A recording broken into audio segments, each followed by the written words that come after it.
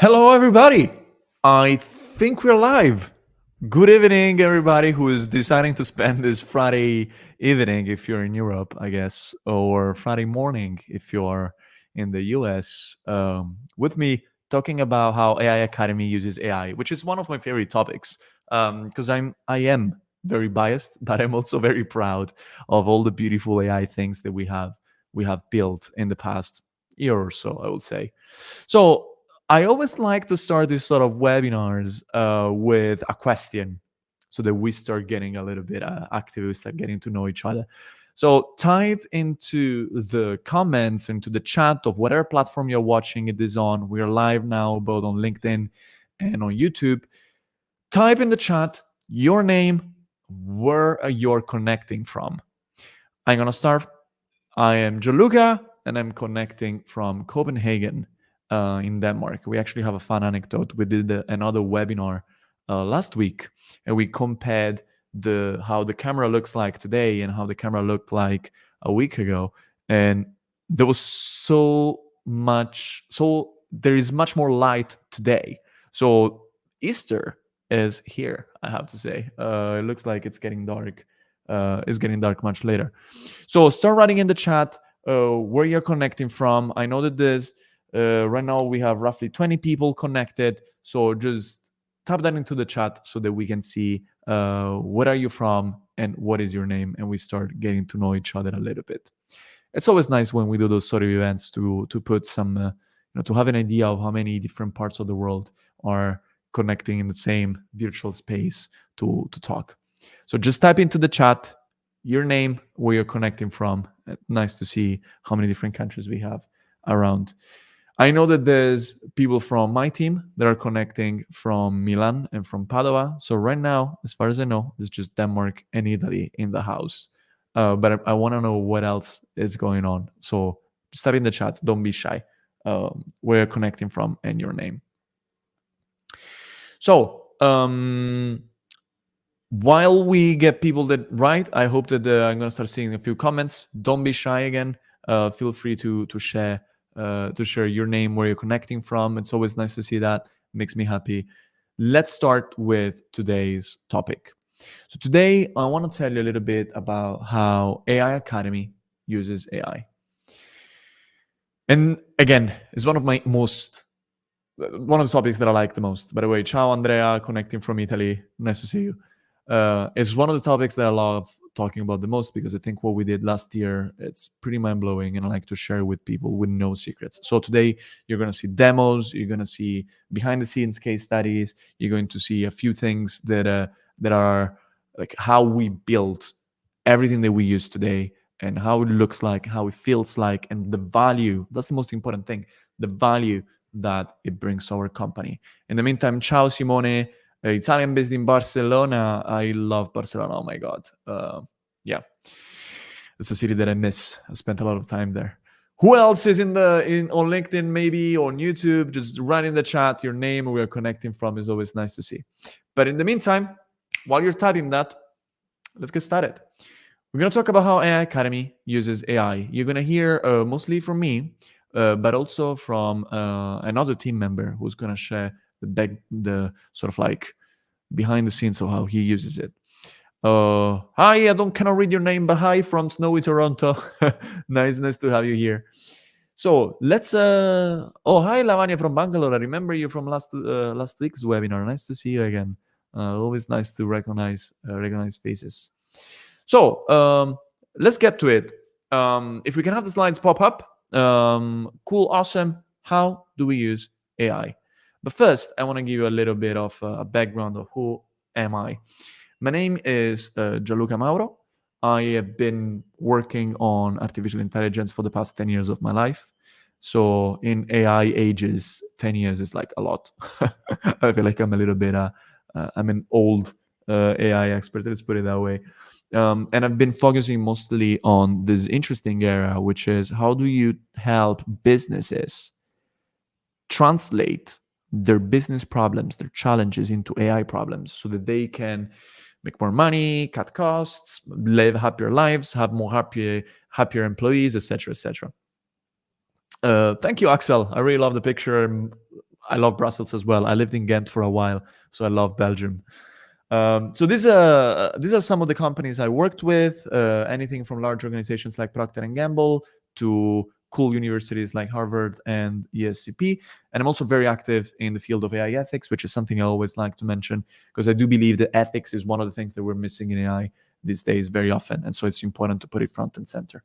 If you're interested in knowing more about my work on AI ethics, that's the title of my research for The Guardian. You can go check that out.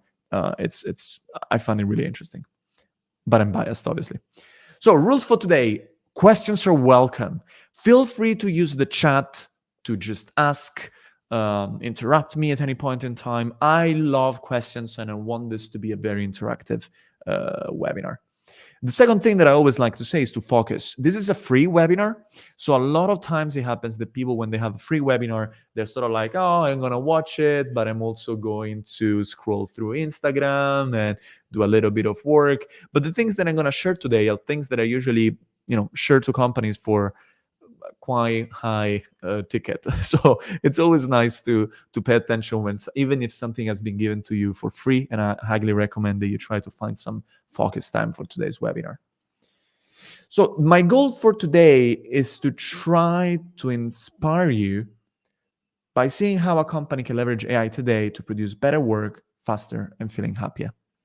And I think my employees can say if they feel happy about the work that they do. I feel quite happy. So I want to speak for everybody. But maybe you can ask Andrea later on when he's going to talk about his case study. So let's first get a little bit of an understanding of what we're talking about. What is AI Academy? What kind of company it is? What kind of milestones do we reach? Where are we in our journey as a company? So in 2023, we grew 300% compared to 2022.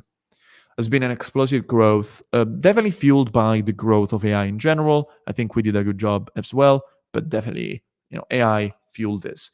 But this is an important context to keep in mind because think about, I don't know if you ever worked for a company that has been growing 300%, but growth comes with new tasks, comes with stress, comes with a lot of new things that you need to do.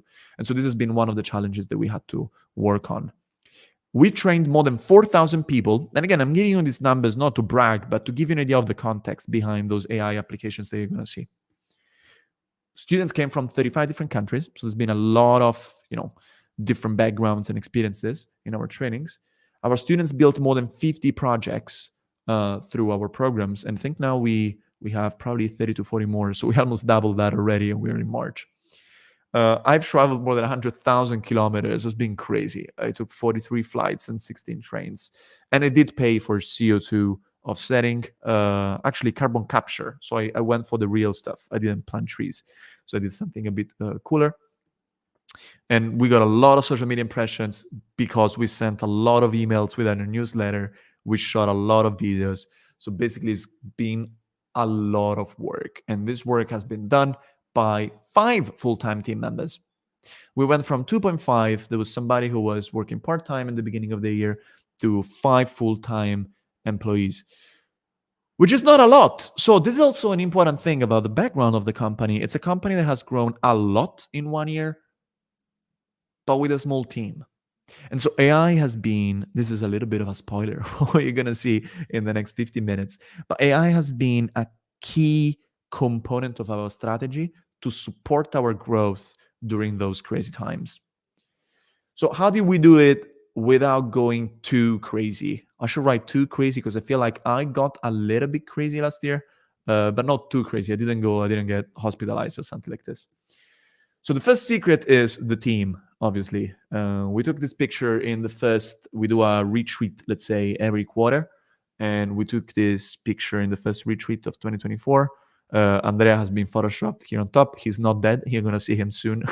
He's still alive and well, but he was not at the retreat because he recently became a father. So he had other things to take care of. So yeah, this is the main asset that we have. But then there was also another team member that was less beautiful than us, but much faster and cheaper. And the name of this this new team member is AI. So today is all about how we as humans leverage that non-human team member. So how do we use AI? So there are three different ways you can use AI, and we use AI in all three ways. Number one is augmentation. This basically means using AI as your day-to-day co-pilot, and you're going to see a case study of all these cases soon. The case study about augmentation is going to be done by Andreas, so he'll tell you how he uses it. The second way that you can use AI is automation. This is for recurring operations. You're going to see a demo soon, but it's basically when you have something that you do every week, that you do often, and you have to automate it, and so you're automating the whole workflow. And number three, for innovation, so entirely new features. So it's fairly simple. It's also quite catchy. I came up with this yesterday when I was taking a shower, and I was like, I want to put this in the slide because it sounds really cool. Very simple: augmentation, automation, innovation. The three things you can do with AI. In the meantime, I saw Rahul from India as well connecting, and say hi to the chat. Welcome. If you just connected, type in the chat your name and where you're connecting from so that we can all say goodbye. Say hi at the end. Goodbye later. Okay. So these are the three things that you can do with AI: augmentation, automation, and innovation. Let's talk about augmentation first. And before passing the ball to Andrea, I want to give you a little bit of the mindset that I try to instill in the AI Academy team.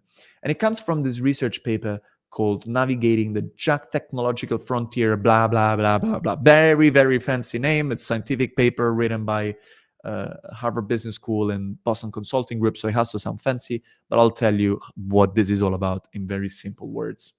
So what these guys did is they took 758 BCG consultants.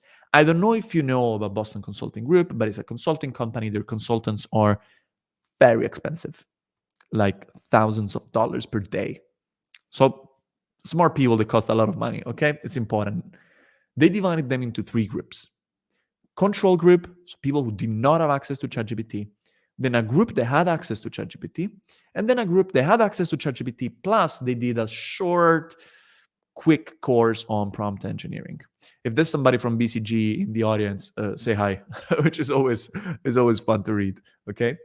So these were the people that were over there. They tried to see the impact of AI on their work with two different kinds of tasks. This is really important. Tasks inside the frontier. These are tasks that AI can do really well today. And tasks outside of the frontier. These are tasks that AI cannot do really well today. So let's get an idea of what are these tasks inside the frontier.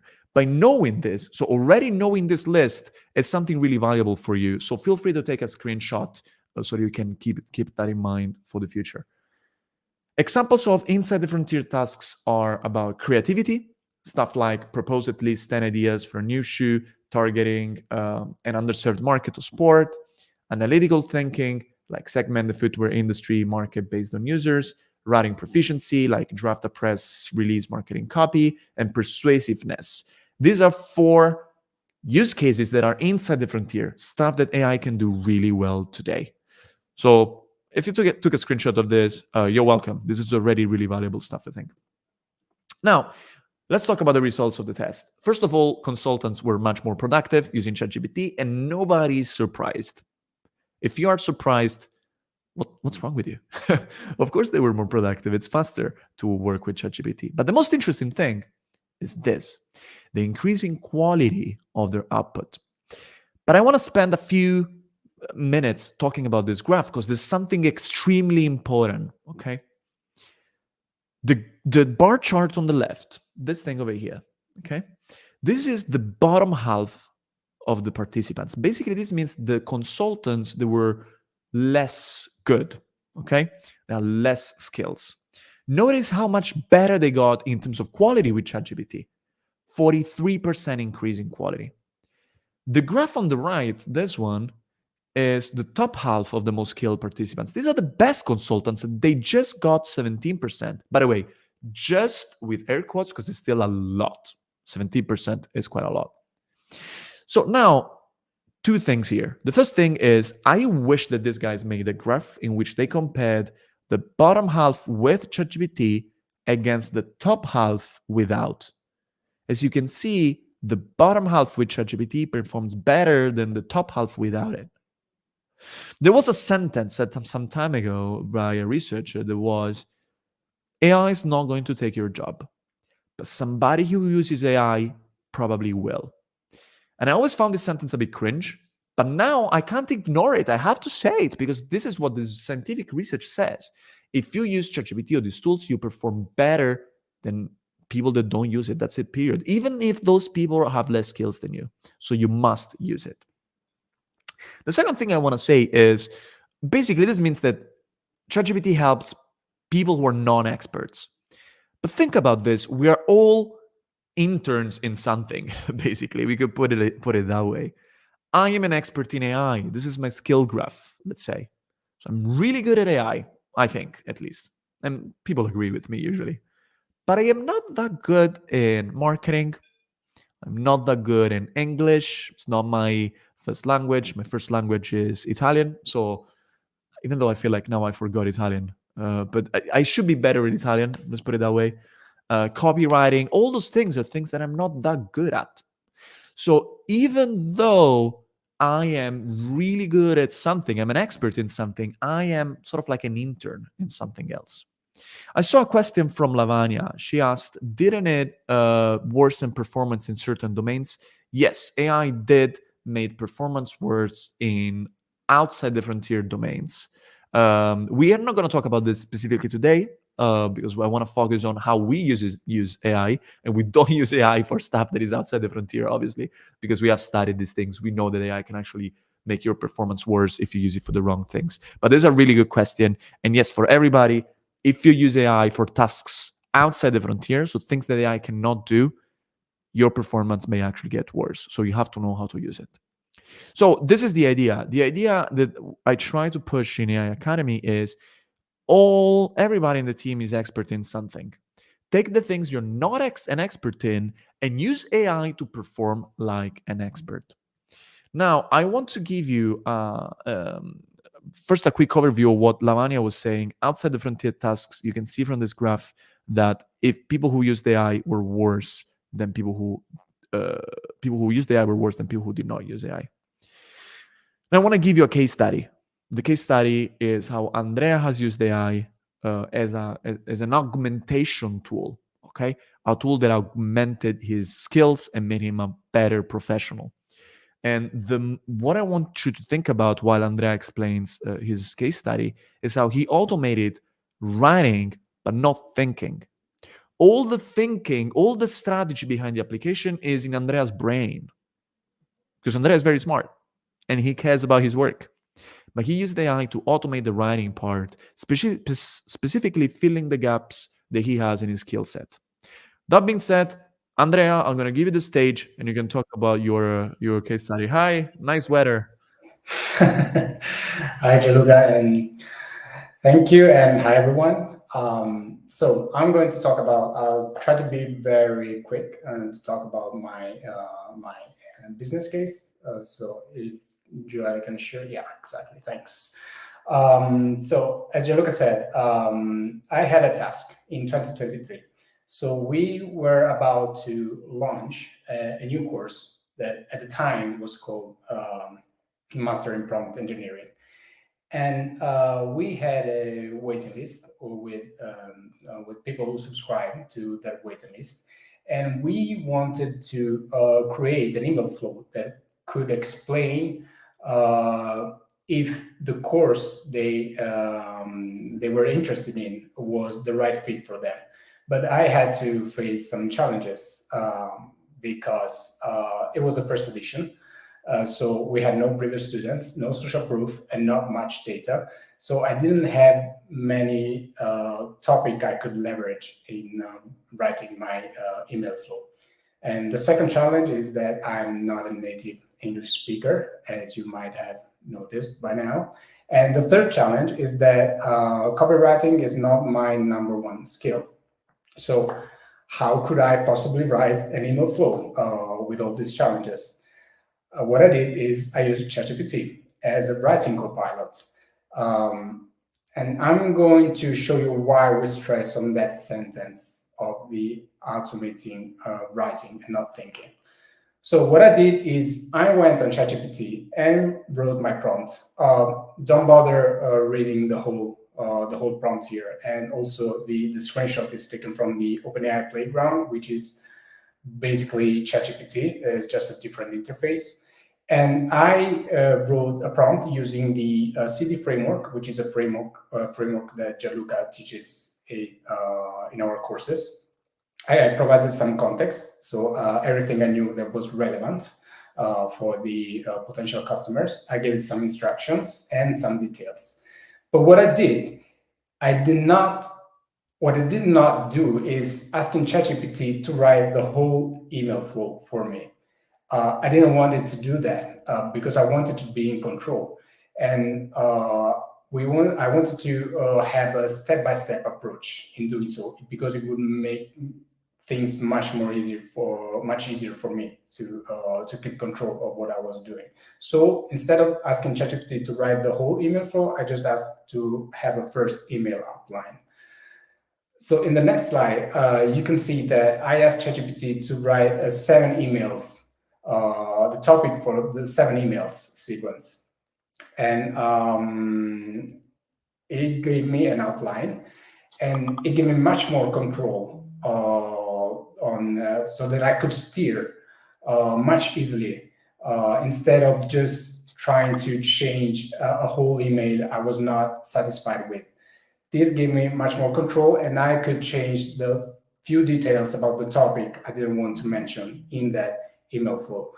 So what I did was develop each email on its own. As I said, I had a step-by-step approach. So I started working on first email topic. If I was satisfied with it, I would develop a whole email for the first email sent, and then I went on and on and on until I got my whole email flow.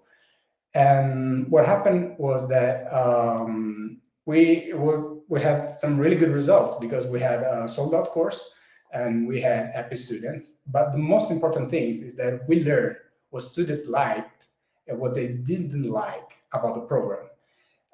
Because we asked feedback and it was gold for us. And with that feedback, we improved the program, but we didn't just improve the program. I wanted to improve the email sequence I had because there's always room for improvement. And this time I had some data I could rely on. I had a list of frequently asked questions that we got from the students who participated to the course before, during, and after the program. So I went back on ChatGPT. I asked it to regenerate an email sequence, but this time I gave it more details. I gave it the frequently asked questions we had from the customers. And I just worked again on creating a new email sequence, but this time with much more data. And the result was a whopping 14.6% in conversion rate, which in marketing terms is a pretty good result. And it helped me because at the end of the day, marketing is all about anticipating doubts and worries of the potential customers. And I couldn't have done that without ChatGPT because I didn't have the necessary skills to write a proper email sequence. But it really helped me a lot. But the main message here is that I kept control of what I wanted to write. And ChatGPT just helped me as a brainstorming partner and as a writing assistant for my email. And we had these excellent results at the end of it. And I think Andrea is an amazing example of somebody who has really embedded ChatGPT in his workflow. So, Andrea, maybe I'm just curious about this. I mean, I know this already, but let's help everybody who's watching. What other use cases do we have for ChatGPT today, other than running emails for these sort of courses? I mean, it's I feel like I basically use it like for every task I do, basically. I mean, even as I said, I use it a lot as a sparring partner because even when I have to brainstorm on a strategy we want to use, either if it is email marketing or how to improve our program, how to improve a workshop, how to improve the support we could give to our students. I feel like I feel like I need to always double check with ChatGPT. If I can get a better result of the one is in my mind. So really, I feel like I use it like every day. I basically use it even for to text to message with friends and family. I said, "Hey, could I write it in a better way?"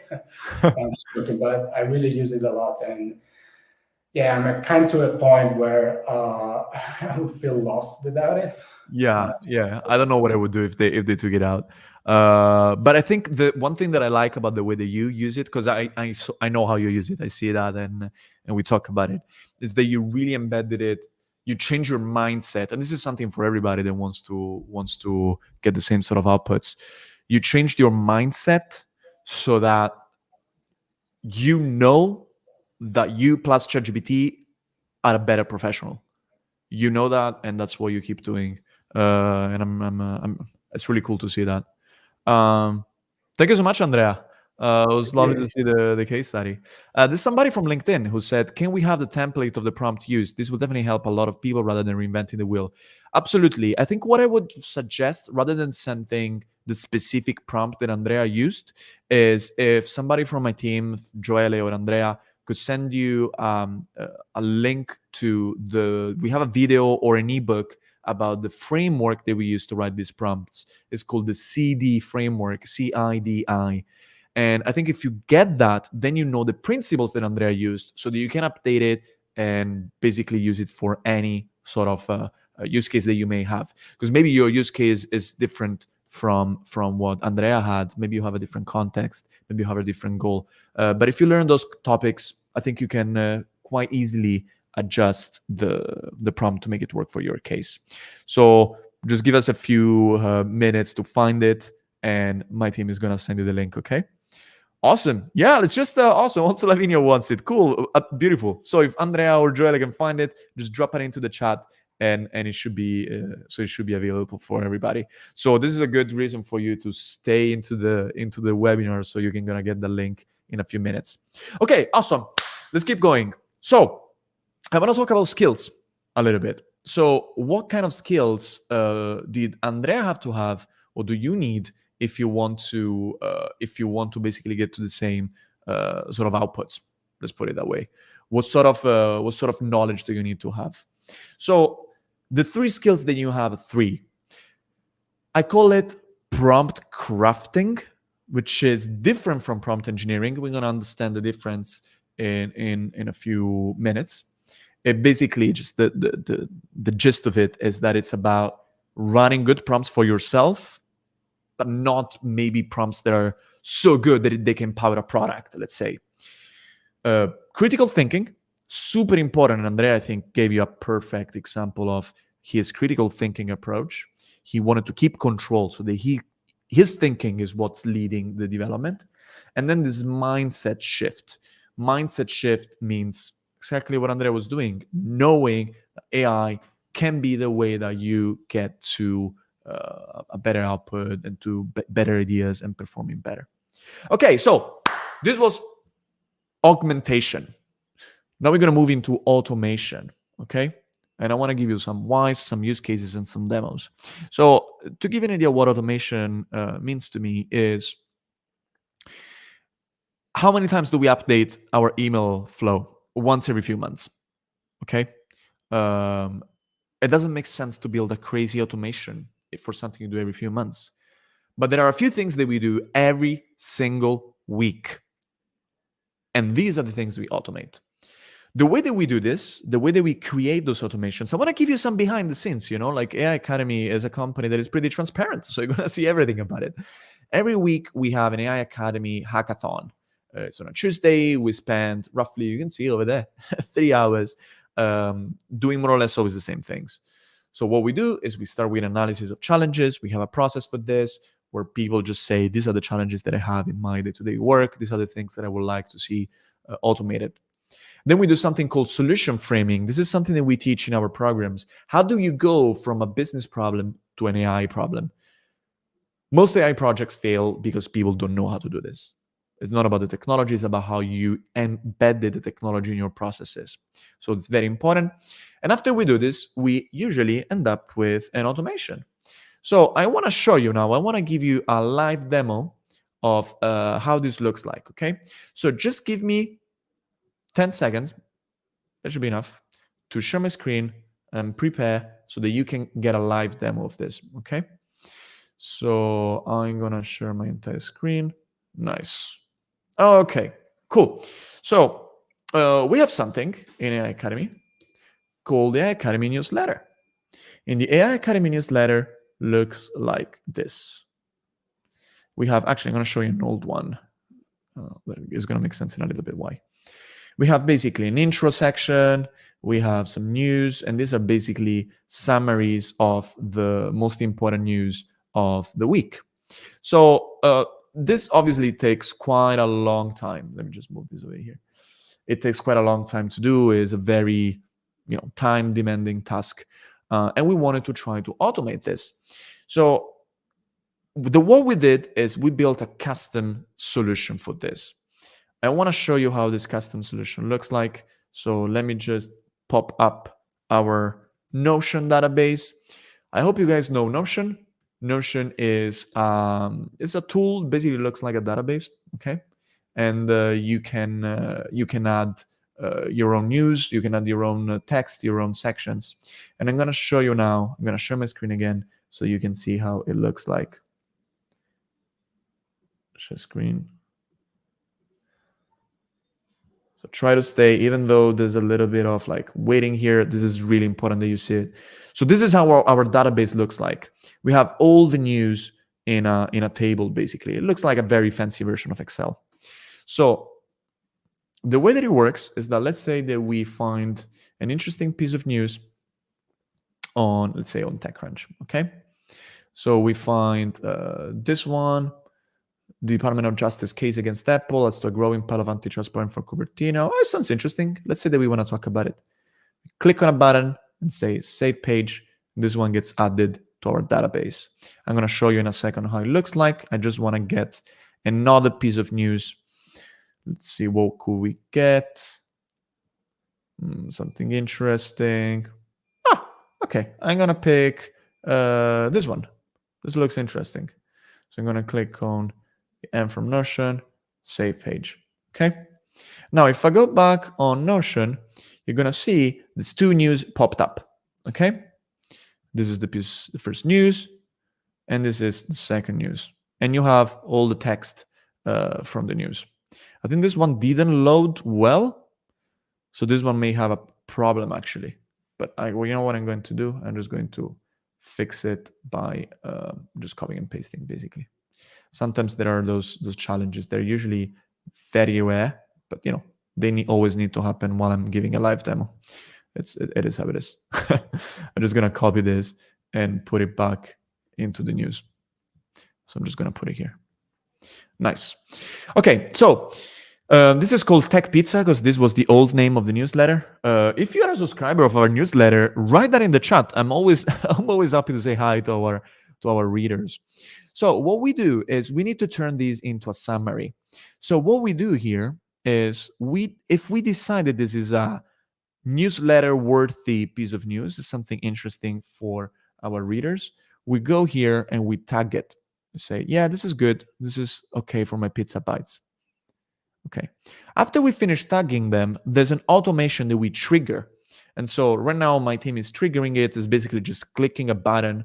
And what you're going to see in a few seconds is that we build this automation so that AI is going to automatically create summaries.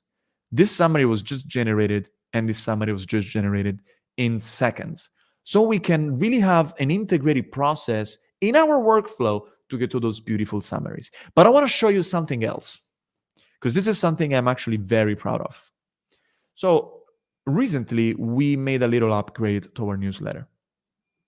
We decided that we didn't want to just feature a summary, but we also wanted to feature, we call it our take. Our take is basically what we think about this. It's like the news explained. And we think it's a nice next step as a way to make our newsletter more special, more interesting for our users. What is the problem? The problem is that ChatGPT doesn't know what is our take, right? And so we created this new automation in which we have a column here called comments. And here we can write whatever we want. We usually have a meeting on Wednesdays in which we just go have a chat and we talk about what we as a team think about those news. So here I'm just going to type this company is going to make a lot of money because it's a super cool market. Okay, I don't need to write in a fancy way. I'm just going to write my thoughts. Here I'm going to say Apple needs to pay attention because regulators are on its neck. And so this could be these are our thoughts basically. But notice this is not ready to be put in a newsletter because it doesn't sound that good. Okay, so my team now is going to trigger another automation. Again, they're just clicking a button basically. And what happens then is the AI is taking our comment, our pizza bites, and writing our viewpoint, our perspective, depending on how we wanna call it. So it's adding this new thing. And then usually what happens is that Andrea takes this, and has some editorial power to decide how to structure those news. If he wants to change something, he can do that. If he wants to merge two, if he wants to get rid of something, he can do that as well. But notice how this is really the most important thing. Notice how this whole workflow, which by the way we built, I can show you how we built it using a tool called make.com, which we really like. It's a tool to build automations. We built it, first of all, without running any single line of code. I'm just going to show you how it looks like from here. This is our entire workflow, and it's like fairly simple to understand. This is our trigger. This is where it gets the news. If there are new news, it sounds funny, it gets the text and then asks ChatGPT to make a summary. If there is a comment as well, it also adds a comment. That's it. Fairly simple. And I really want to share this with you. It's really important to me. I didn't build this. I'm the only one in the team who has coding experience.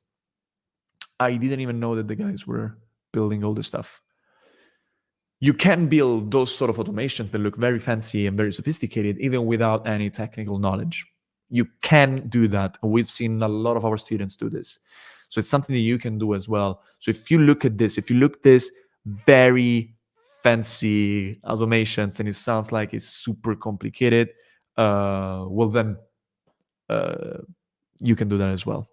There's a question from Andrea. Why do they have to click a button if it's an automation? Okay, this is an interesting question. There's a technical reason. We could get the automation be triggered every time we change something, but that would have costed more because these automations with these no-code tools, you pay every time. It's called a trigger. Every time there's a trigger. And so we want to be able to trigger it just when we are ready and we want everything to be summarized. We could have also done it just automatically starts summarizing as soon as you change something. Maybe we're going to change that in the future. Right now, we just wanted to save money. That's it. It's very simple, but we could have done also what you said. The name of the tool, ciao Daniela, nice to see you here, is make.com. There are a few different tools. This one's called Zapier, another one is called make.com, and I quite like make.com because it gives me a little bit more control. Okay, now it's time to show you the last kind of how can I say last kind of application of AI. You saw augmentation through the case study with Andrea. You just saw automation through the case study of our pizza bot summarizer. That's how we call it. Now I'm going to show you the last case study, which is about innovation. new products or features. So I first want to tell you a little bit about the context. We have a few programs in AI Academy, but last year we had just one. I'm going to tell you about the second one in a little bit. And in this program, we have a bunch of videos on our platform. And students usually have questions, obviously, because they want to dig deeper, they want to understand something a bit more, they want to see how those questions apply to their projects. So we have a Discord community where we can talk. The problem is that I have to sleep. So I cannot be always there answering. And so we wanted to integrate ChatGPT with our Discord community. But it wasn't, we didn't just want to make an integration, because imagine if you're following a program and then ChatGPT gives you answers that are generic, the answer may not match the program. We wanted the answers to be very specific to the program that people were making. So the answers had to reference our videos. They had to tell the users where they can find the answers to the question. Maybe they can link to the videos that we have, etc. So I'm about to show you a quick demo of what we built. This is not live yet, but it's still kind of like last testing phase. So it's going to be live really, really soon. I'm going to share my screen again, and then I'm going to show you. So Discord, this is the AI Academy Discord community. There's usually a lot of conversations, people talking about the all sort of stuff going on in AI. And then we have this private channel called bot testing. This is where we test our bot. So now I'm going to ask a question to my bot. I'm just going to press /ask, and I'm going to ask a question. I'm going to rate, how do I write reusable prompts? And I'm going to send this question. What is going to happen is that we didn't just integrate ChatGPT here, but ChatGPT has the power, let's say we gave you the power to access our videos and find which videos are the best videos to answer the student question. So as you can see, I hope you can see, yes, you can see, you get an answer. It says follow a structured process, utilize meta prompts. This is something that our students know what they are. And then you get 2 links to the AI Academy platform with a timestamp. It says here is where you should go and watch the specific part where you can watch, where you can get the content that I use to give you this recommendation. So the student doesn't only get an answer, but it also gets a nice link so they can go on our platform and they can go and watch the video. Okay. I'm not going to log in because I just discovered that I forgot my password for my own platform, which is kind of funny. But anyway, you would be able to watch a video. Okay. Okay. This was the sort of like more disruptive innovation. I want to talk about skills now. First, let me talk about the skills of that you need if you want to develop automation applications. So stuff like what you saw with our summaries generator. So the skills that you need are more prompt engineering, less prompt crafting. So you need to be able to write prompts that are more reliable.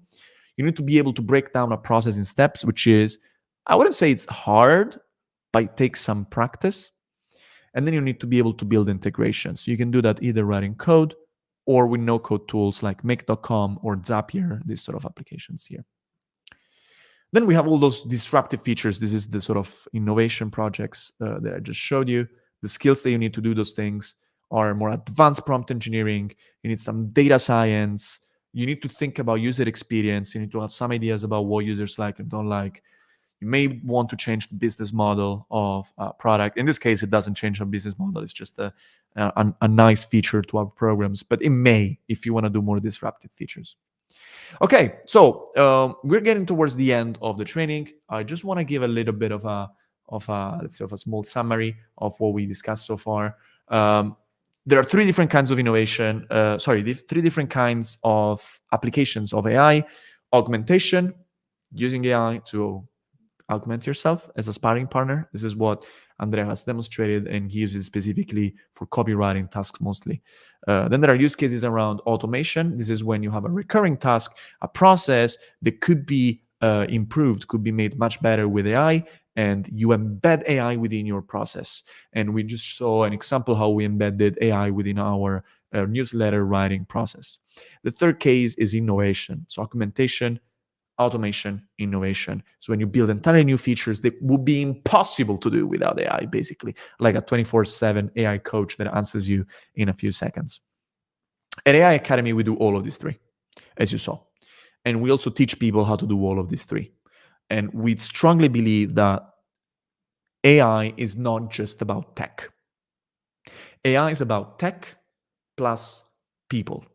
And people means having knowledge about how these tools work, having the ideas of what you can do with those tools to bring value to your company or to your own profession. And number three, it means also changing your mindset so that you know how to find those opportunities, that you know how to approach them, you know how to create this value.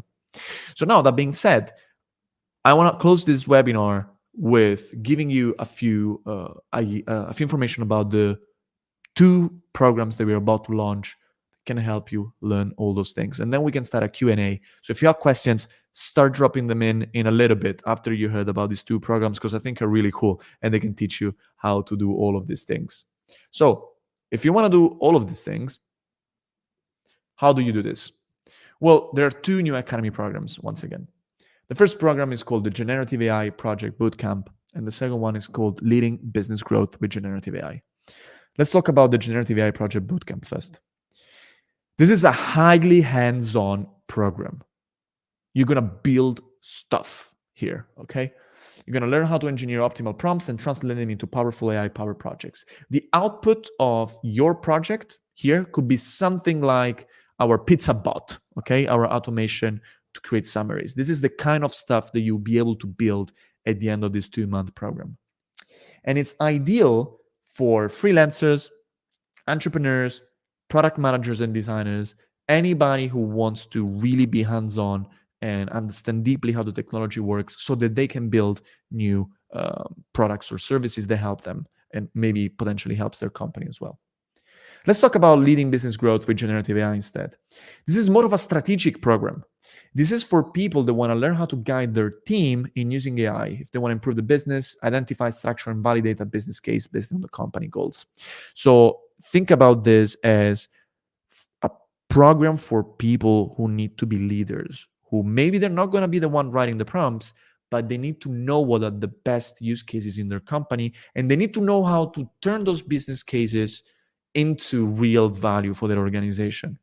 So this one is ideal for business leaders or for professionals in the digital innovation space. So if you work in digital transformation or if you work in an innovation department, this will be amazing for you.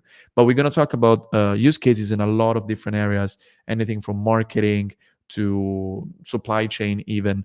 So it's going to be really interesting, I think, for any sort of professional that is interested in growing their leadership. Both programs are 2 months long. Both of them are a mix of live sessions with experts. I'm one of them, and on-demand videos that you can watch in your own pace. So it's 2 months long, but it's made for people who are busy. Okay, so it's made so that you can follow it even though you have a busy schedule. How are you gonna learn? Well, first of all, you get access to all the videos, all the on-demand modules with practical exercises, and to our community, which you just saw before, and the bot, by the way. We're going to be releasing it very soon. And then there are 3 live sessions plus 1 Q&A with an expert. And you also get to get some one-on-one coaching. You can book calls with some of the AI Academy coaches so you can discuss your projects, discuss your doubts, discuss your ideas. At the end, you get a graduation certificate and your project, which I think is the coolest thing. You're going to get something that you can either use for your own good, or you can show your boss, get a promotion, get a new job, whatever you want. So the Generative AI Project Bootcamp costs 1,499 euros, but for people in the waiting list, it's just going to cost 999. The waiting list is basically you just need to go to the website over there. You can take a screenshot, or my team is going to post a link in the channel. You can go subscribe to the waiting list. You're going to get a link so you can buy it at the discounted price before everybody else. The sales start April 3rd, so in roughly 2 weeks, and the course starts in May 13. You can join the waiting list again to reserve your seat at the discounted price. So if you're interested in this program, go subscribe to the waiting list. Don't wait, just do it right after the webinar. The second program, Leading Business Growth with Generative AI, is 2,450. But again, there's a discount if you join the waiting list. It's going to be 1,950. The sales start on March 27, so we're actually very close to the beginning of the sales of the program, and the course starts on May 6th. Once again, go and join the waiting list, because this is going to be the way that you can get this discount. And we're going to do some private webinars just for people on the waiting list. So this is going to be also just added value that you can get. So these are, again, the two new AI Academy programs. Thank you, Joelle, for posting one of the links. The other link is about to come. And these are the two QR codes. So if you want, take a picture or take a screenshot. In the meantime, I want to know if there are questions. We have 10 minutes left. I always love to have questions about anything, really, about AI in general, about the projects that you saw, about the new two programs that we have. Shoot, you have 10 minutes to speak to me about anything that is going on to your mind, hopefully related to AI. If it's personal stuff, maybe we can talk about it, but I guess I'm not the best person to give you personal advice on anything. On AI, I think I can help you out. So thank you so much. If you want to go take the screenshot, get the links, subscribe to the waiting list now. Don't say I'm going to do it tomorrow, because then I'm going to forget. Okay? So do that now. And if you have questions, again, just let me know. In the meantime, I'm going to increase a little bit the brightness on my camera. Nice. No questions for me?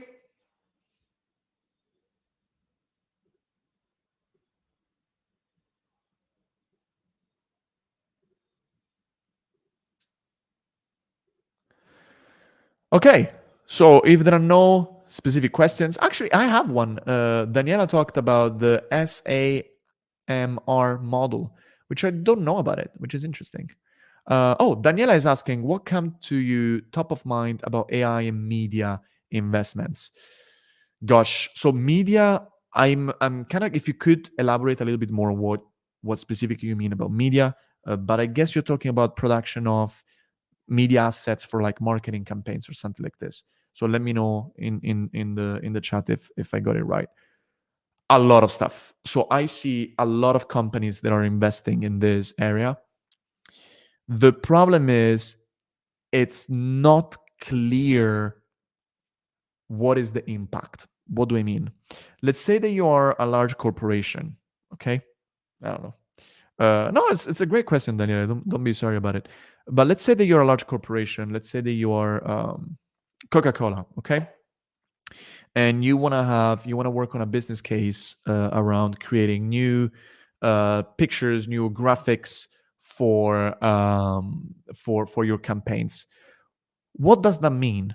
Because it could mean a lot of different things. It could mean that you suddenly have less cost, but if you want to have less cost, that means that you're basically firing the agencies that are creating your graphics, because usually those companies work with agencies, and then you're replacing those agencies with AI tools. But that means that the people in your company who before managed the relationships with those agencies need to completely change their skill set, and they need to go from working with those agencies to working with those tools. It's a huge change in skills. So there's a big change management problem over there. And then the business case means basically replacing those companies. But you could also say, well, instead of doing exactly what I do today, but now I'm going to do it with AI, you could start thinking, what can I do different? Maybe I can start posting more. Okay, maybe I can use AI to increase the quantity of posts that I make.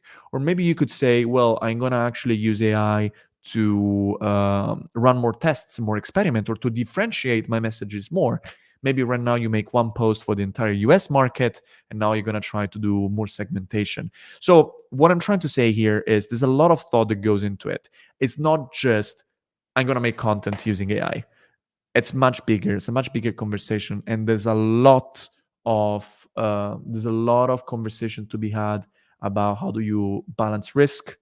A lot of companies that I talk to today, especially large ones, are still in POC phase. It's very important that you structure POCs well. This is one of the things that we're going to talk about in the program as well. How do you structure a good proof of concept so that you put the smallest possible input, so as few resources as possible in your POC, you do as fast as possible, and you get an output that can make you learn as much as possible. And you can do that in a bunch of different ways. We're going to talk about it in the program. But the idea is to, again, try to get a proof of concept in a short amount of time. I hope this helped. We could talk about this for ages, but it's very interesting. Simone says, okay, you don't need to know programming, but if you had to study a useful language for this course, which one would you recommend? I would definitely recommend Python. It's the easiest, I would say, today, at least for me. It's very simple to, and it's the language that is most used in data science and AI. So a lot of these tools have usually APIs that work in Python. Um, if you don't know what is an API, don't bother. Python is the one that is most supported, let's say, and there are a lot of guides on how to use it. Thank you so much, Daniela, for the link. I'm actually going to save this and take a little screenshot so they can read it during the weekend. This was really valuable. Thank you so much. I just saw it. Cool. Other questions? We have 4 minutes roughly. While if you have questions, put them in the chat. While we wait, one thing that I wanted to add was I want to take the question from Daniele as an example. I don't think it's clear yet how AI is going to impact work. We're going to be more productive, sure, but what does it mean more productive? AI can help scale tasks that are repetitive. Yeah, sure. So what? There are a lot of like second order consequences that then you need to start addressing. The example that I gave before of what happens if you start using AI instead of agencies, and then you need to retrain your entire marketing team because suddenly they're not working anymore as basically in procurement, but they're actually using a tool, as a great example. I think there's a lot of consequences that you may not think about, but then you have to sort of like deal with them. And so it's very important to have more of like a strategic thought around those applications if you work for a large company. If you're a freelancer, you can pretty much do whatever you want. Worst case scenario, if ChatGPT decides to stop selling their technology, you're just going to integrate something else. So you have to worry much less. If you're working for a large organization, there's a bit more strategic thought that needs to get into it. That's why we create 2 programs, by the way. We create 2 completely different programs. One that is very hands-on, very hacky, very like build, experiment. Another one that is more like, okay, let's sit down, think through what AI means for our business, come up with a comprehensive business case. This is what we're doing. Daniela is asking an interesting question. If you were designing a course for educators who are facing a hard time after the pandemic, dropout, violence, falling grades, what would be your golden tips? Wow. Okay, I feel a little bit of responsibility here. First of all, if that's your case, I'm sorry. It sounds like it's been really, really hard to be an educator in the past few years. One thing that I would like to say first is I would recommend you follow Philippa Hartman. She's an expert specifically in education and AI. What I would say is it's super interesting to me every time I talk to a student about ChatGPT. They seem to think just about the negative application. They just seem to think about, oh, I can use AI to write my essay, or I can use AI to copy, or I can use AI. And so they're very disengaged. They think about using AI just to cheat their way through school. And I had this conversation with my cousin, actually, who is definitely younger than me. He's going through high school. And I told him, do you know that you can do things like if you're anxious about your oh, amazing, you're just taking her bootcamp. Awesome. Cool. Yeah, she's really cool. I'm working with her in another company. So I told him, did you know that if you're stressed about your exam tomorrow or about talking to your professor, you can ask ChatGPT to act like a professor and simulate that? Did you know that? He didn't. He had no idea. And so the interesting thing there is that you're sort of like putting AI to use in a way that is entirely different, and it stimulates people's creativity. They see it as a tool to actually, be empowered rather than cheat. And that's something that a lot of students don't think about. A lot of students because I think they just get it in the media. Here in Denmark, people talked a lot about how ChatGPT was going to help students cheat. And so I think they can get that sort of deeper understanding of how AI can help them. that's what I would say. Just kind of open their mind on how their tool can actually be really freaking cool. Okay. It can be more interesting. It can empower them and can give them more opportunities. And yeah, hopefully that inspires them.